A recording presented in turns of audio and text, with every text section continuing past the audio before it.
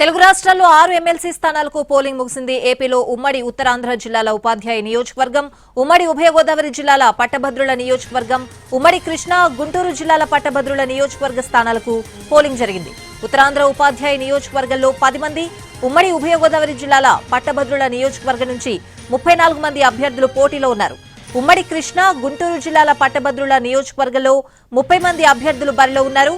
అయితే టీడీపీ అభ్యర్థి ఆలపాటి రాజేంద్ర ప్రసాద్, పీడీఎఫ్ అభ్యర్థి కేఎస్ లక్ష్మణరావు మధ్య ప్రధానంగా పోటీ ఉంటుంది. మార్చి 3న కౌంటింగ్ చేస్తారు. తెలంగాణలో 3 ఎమ్మెల్సీ స్థానాలకు పోలింగ్ జరిగింది. ఇందులో 2 టీచర్, 1 పట్టభద్రుల స్థానాలకు ఎన్నికలు జరిగాయి. వరంగల్, ఖమ్మం, నల్గొండ టీచర్ ఎమ్మెల్సీ స్థానంతో పాటు కరీంనగర్ టీచర్ ఎమ్మెల్సీ స్థానానికి ఎన్నిక జరిగింది. అటు కరీంనగర్, నిజామాబాద్, ఆదిలాబాద్, మెదక్ పట్టభద్రుల స్థానానికి బీజేపీ తరపున అంజిరెడ్డి, కాంగ్రెస్ అభ్యర్థి నరేందర్ రెడ్డి పోటీలో ఉన్నారు.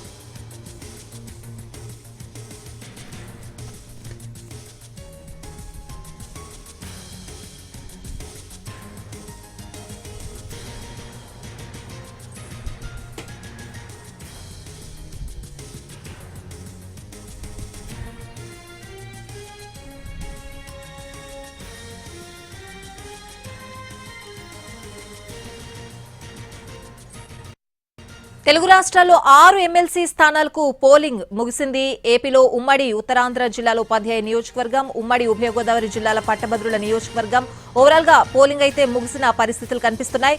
పోలింగ్ ఎంత మేర జరిగింది, పూర్తి అప్డేట్స్ అడిగి తెలుసుకుందాం. ఏలూరు నుంచి మా ప్రతినిధి మల్లికార్జున్, అలాగే మచిలీపట్నం నుంచి వినయ్ లైవ్ లో సిద్ధంగా ఉన్నారు. ముందుగా ఏలూరు నియోజకవర్గం వెళ్దాం, అక్కడ పూర్తి అప్డేట్స్ అడిగి తెలుసుకుందాం. మల్లికార్జున్.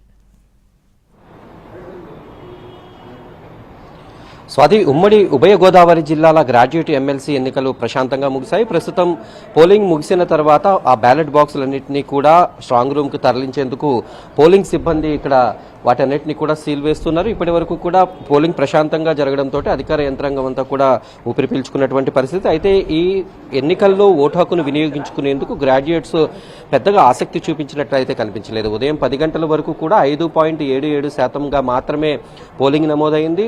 మధ్యాహ్నం 2 గంటల సమయానికి అది కేవలం 45.29% మాత్రమే ఉంది. అయితే చివరి నిమిషంలో కొంతమంది ఓటర్లు రావడంతో ఓవరాల్గా మనకందుతున్నటువంటి సమాచారం మేరకు 6 జిల్లాల్లో జరిగినటువంటి పోలింగ్ ఓవరాల్గా ఉమ్మడి ఉభయ గోదావరి జిల్లాలకు సంబంధించి 60 నుంచి 65% లోపు మాత్రమే పోలింగ్ పర్సెంటేజ్ ఉంటుంది అని ఒక అంచనా.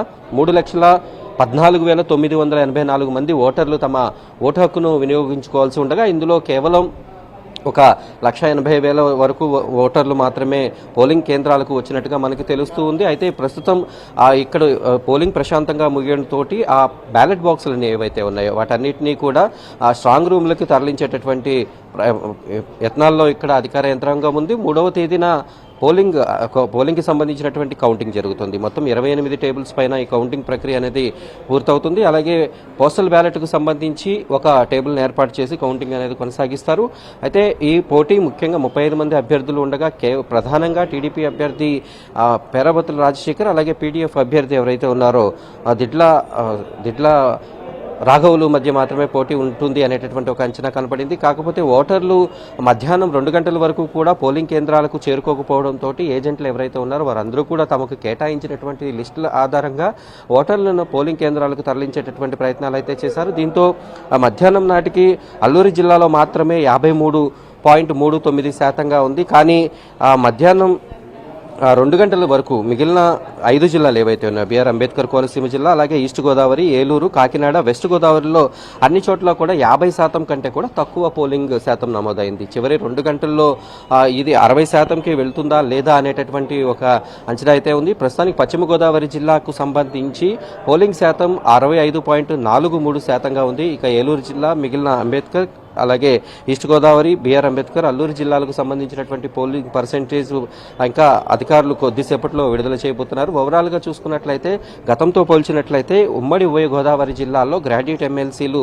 తమ ఓటు హక్కును వినియోగించుకునేందుకు పెద్దగా ఆసక్తి చూపించినటువంటి పరిణామాలు అయితే కనిపించలేదు. సమయం చివరి నిమిషం వరకు కూడా 4 గంటల సమయానికి కూడా ఓటర్లు ఆ పోలింగ్ కేంద్రాలకు వచ్చినటువంటి పరిస్థితి అయితే ఎక్కడ కనిపించలేదు. గతంలో అయితే ఓటర్లు లోపల ఉన్నటువంటి ఓటర్ల వరకు కూడా ప్రత్యేకమైనటువంటి స్లిప్పులు అందించి వాళ్ళు తమ ఓటు హక్కును వినియోగించుకునే అనే విధంగా అయితే అవకాశం ఇచ్చేవాళ్ళు. కానీ ఆ సమయం ముగిసే వరకు కూడా ఓటర్లు పెద్దగా ఎక్కడ పోలింగ్ కేంద్రాలకు తరలి వచ్చినటువంటి పరిస్థితులు అయితే కనిపించలేదు. ఈ నేపథ్యంలో ఈ పోలింగ్ పర్సెంటేజ్ ఎంత ఉంటుంది, ఆ ప్రభావం ఎవరిపైన పడుతుంది అనేది మార్చి 3వ తేదీన జరగబోయేటటువంటి కౌంటింగ్ ప్రక్రియలో తెలుస్తుంది. అప్పటి వరకు కూడా సస్పెన్స్ అనేది కొనసాగుతుంది. ఓటర్లు తమ ఓటు హక్కును వినియోగించుకునేందుకు ఎందుకు ఆసక్తి చూపించలేదు అనేది మాత్రం ఒక సస్పెన్స్గా మారింది. అయితే ఓటర్లకు ప్రలోభ పెడుతున్నారు, కొంతమంది తమ అభ్యర్థులను గెలిపించుకునేందుకు ప్రలోభాలకు పాల్పడుతున్నారు అంటూ చిన్న చిన్న ఆరోపణలు చేసే మినహా ఉమ్మడి ఉభయ గోదావరి జిల్లాల్లో ఎక్కడ ఎటువంటి అవాంఛనీయ ఘటనలు అయితే చోటు చేసుకోలేదు. ప్రస్తుతం పోలింగ్ ప్రక్రియ ముగియడంతో అంతా కూడా కౌంటింగ్ ప్రక్రియకు మిగిలినటువంటి కౌంటింగ్ ప్రక్రియకు అధికార యంత్రాంగం అంతా కూడా